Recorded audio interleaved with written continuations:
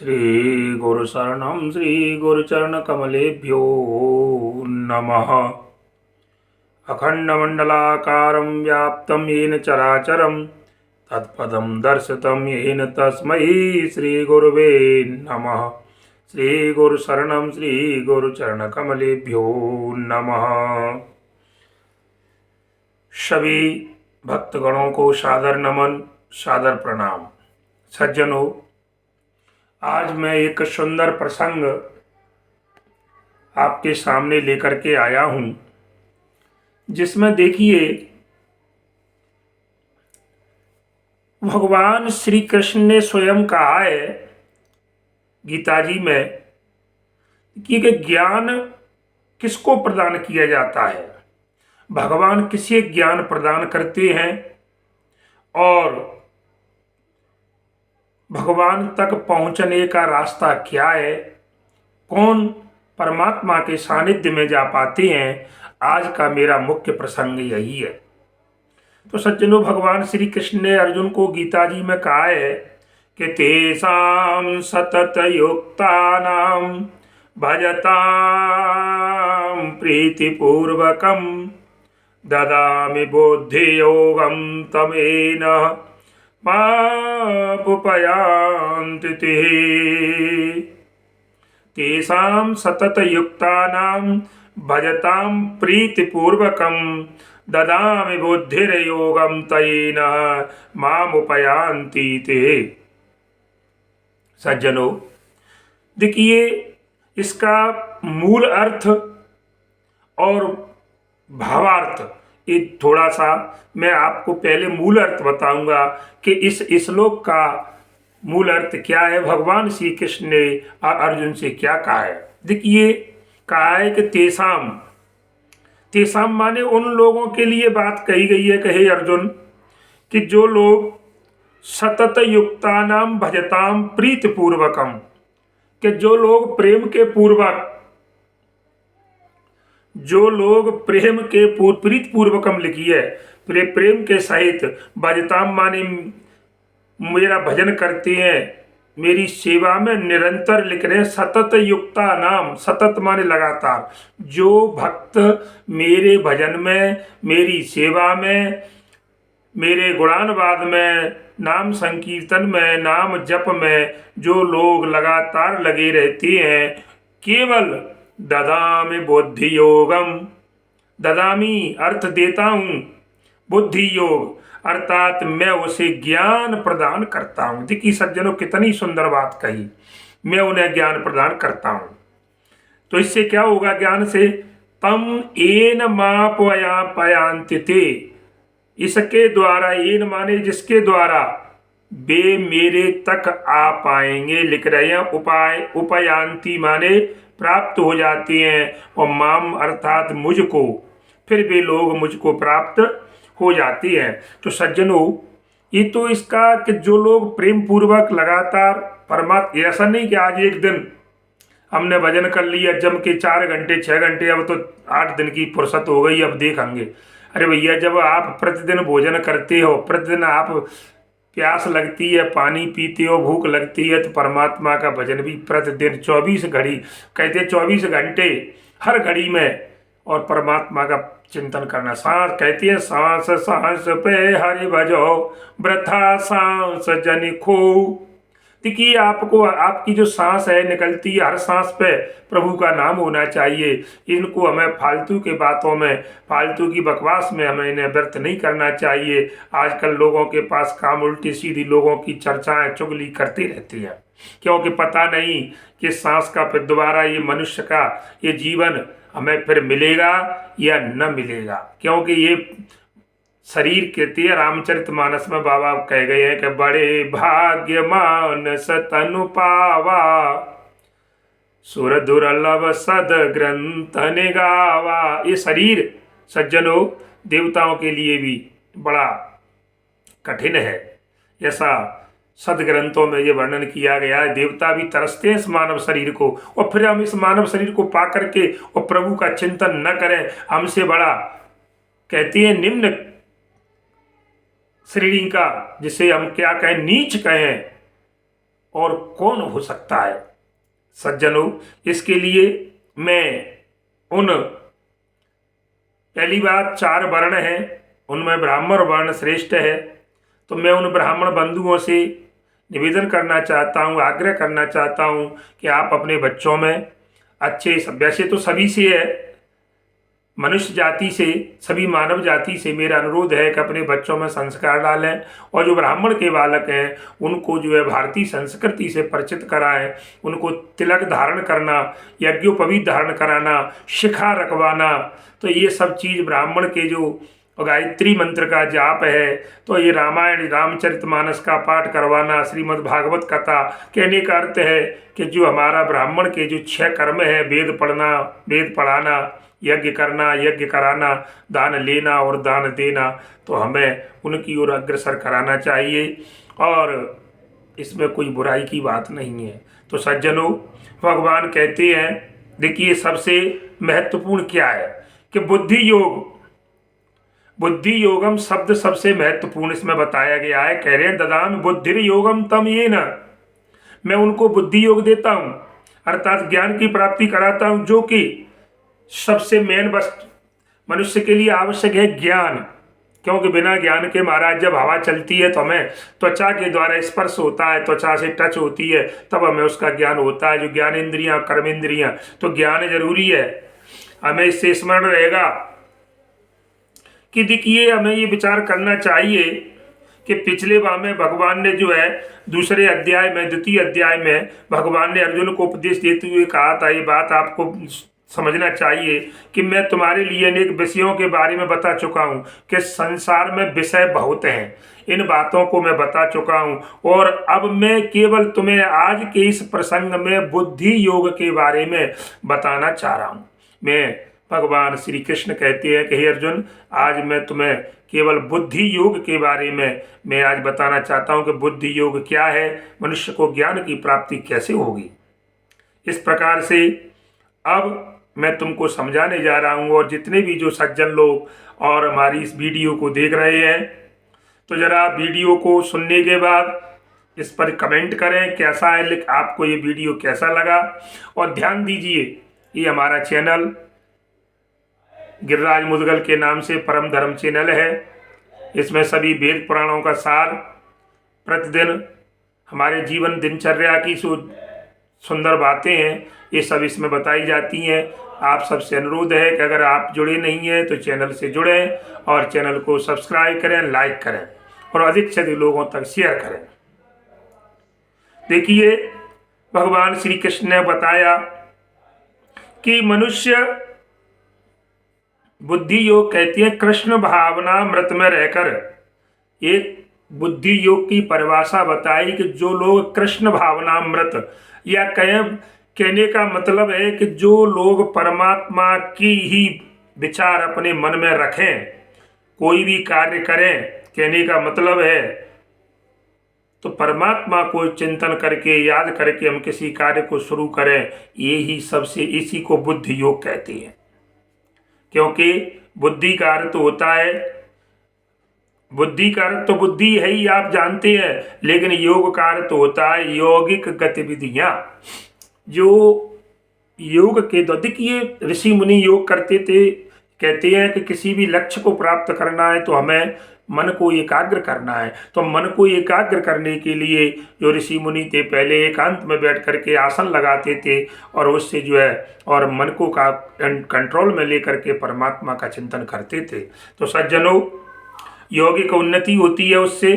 जब कोई भगवत धाम को जाना चाहता है, आप परमात्मा के लोक को जाना चाहते हो ना, और तो भक्ति में वह कृष्ण भावनामृत को ही ग्रहण कर लेता है, तो उसका ये कार्य ही बुद्धि योग कहलाता है। परमात्मा के भावना रूपी अमृत को जो ग्रहण करता है, उसका जो कार्य है करने का, मैंने एक बात आपको बताई कि आप कुछ भी करें, खाएं पिएं चलें, कोई नया कपड़ा पहने, भोजन करें, तो परमात्मा को अर्पित करके ही करें। परमात्मा का नाम लेकर किसी कार्य को शुरू करें, तो यही आपकी पहचान है, यही बुद्धि योग है। अब ये अगर दूसरी बात में शब्दों में आपको समझाना चाहूं तो जिससे मनुष्य भवबंधन से छूट जाता है, ध्यान रखना सज्जनों, 84 लाख योनियों का जो बंधन है, पुनरपि जननम पुनरपि मरणम पुनरपि जननी जठरे शयनम, ये 84 लाख का जो बंधन है सज्जनों, तो इससे पार होने का सबसे सुंदर तरीका है, यदि आप इस भवबंधन से छूटना चाहते हैं सज्जनों, अगर आप इस भवबंधन से छूटना चाहते हैं, आप उन्नति चाहते हो, तो सबका इसका चरम लक्ष्य एक ही है, कृष्ण भगवान की प्राप्ति। या आप किसी भी ईश्वर को पाते हो, अरे राम कृष्ण से को भगवान अलग नहीं है, भगवान सब कहते हैं तीनों देवा एक ही सेवा, राम कृष्ण और शंकर, ये तीनों देवता एक ही है, केवल युग का अंतर है, वही राम है, वही शिव है, वही कृष्ण है। अन्यथा और जितने भी जो देवी देवता हैं ये अपने आराध्य है, देवी देवता उनको मानते हैं, उनको पूजते हैं, लेकिन ईश्वर एक है, वही है, वही राम है, वही। इसी को हम देखिए वैकुंठ निवासी भगवान विष्णु कहें तो ईश्वर एक है, अखंड है, अनंत है, अछेद है, अभेद है। कहती है कि ताय अहिर की छो अरिया छचिया वर छाछ पे नाच नचावे। कितना सुंदर बताया है कि देखिए वो ऐसा परमात्मा, और बताई गोकुल में ये छोटी छोटी जो ग्वालनियाँ थीं, और उन जो ग्वालनें थीं वो उनको एक मक्खन के इशारे पर उनको जो बुला लेती थी, नचाती थी, उनको कहती थी कि अब तो नाच होगा तभी मक्खन मिलेगा। ये परमात्मा ऐसे हैं, तुरंत रीझ जाते हैं। लेकिन मैंने आपको बताई अभी, और बुद्धि योग आपके अंदर ज्ञान, और वो भी ज्ञान आडम्बरी नहीं, दूसरों को हराने के लिए नहीं, दूसरों को नीचा दिखाने के लिए नहीं, ये प्रभु को प्राप्त करने का जो मार्ग है, बुद्धि योग जिसे कहें, आपके अंदर है महाराज। तो लोग इसको जानते नहीं है सज्जनों, इसलिए भक्तों के लिए और गुरु की संगति बहुत जरूरी है। अगर आपको ज्ञान प्राप्त करना है तो भगवान ने ये कहा कि आप मुझको चाहते हो तो मुझसे पहले आपको गुरु के सानिध्य में जाना पड़ेगा। देखिए उन्होंने एक रात सीढ़ी बाई सीढ़ी बताई कि मेरे तक डायरेक्ट, जैसे हम जीना चढ़ते हैं तो पहले एक दूसरी पहली सीढ़ी से दूसरी पे पैर रखते हैं, फिर तीसरी, वैसा नहीं है पहली से पांचवी पर रखें तो हम नहीं पहुंच पाएंगे, या उतरेंगे तो गिर पड़ेंगे। तो इसलिए मनुष्य को ये जानना चाहिए, मनुष्य सज्जन हो, कि भगवान कृष्ण की ही लक्ष्य है, हमारा लक्ष्य कृष्ण है। और जब लक्ष्य ही आपका बिल्कुल निर्दिष्ट है, बिल्कुल क्लियर है, तो आपको अपने रास्ते पर अगर आप धीमी गति से भी चलोगे, जिसे मंद गति, मंतर चाल कहते हैं, कछुआ चाल, अगर आपका लक्ष्य सही है, अगर आप कछुआ गति से भी, मंद गति से भी चलोगे ना, तो कहने का मतलब है आप अपने लक्ष्य को प्राप्त कर लोगे।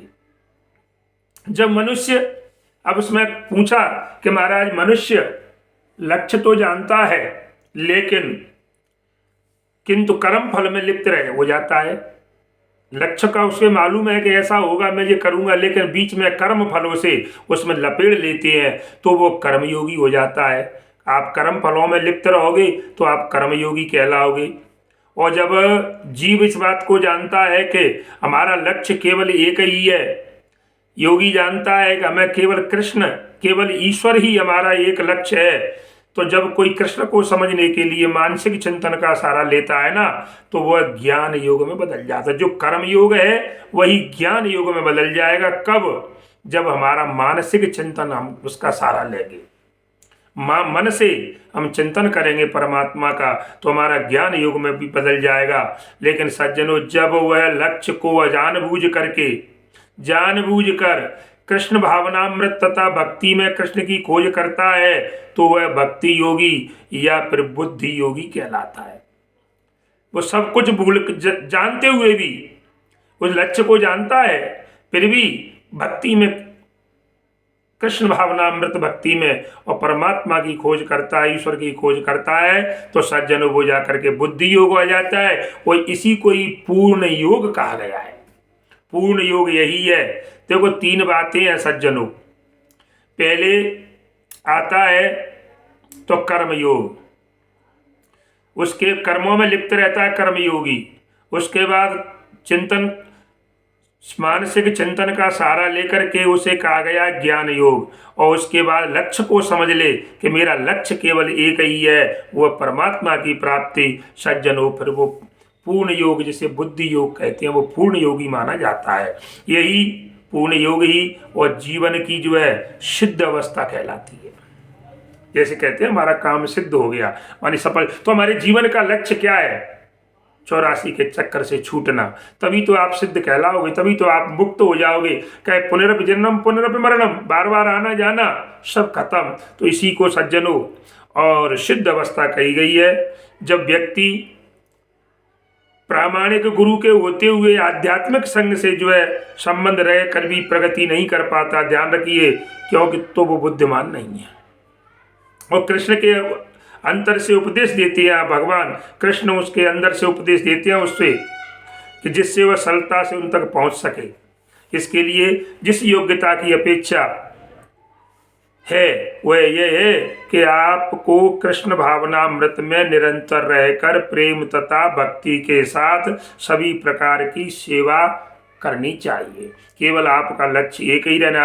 अर्जुन जैसा लक्ष्य, जैसे कि चिड़िए की आंख दिखाई दी चिड़िया की, और हमारा कोई, जैसे विद्यार्थी का लक्ष्य रहता है कि टॉप 10 में आना, अपने मकसद में कामयाब होना, तो सज्जनों उसे कृष्ण के लिए कुछ न कुछ कार्य करते रहना।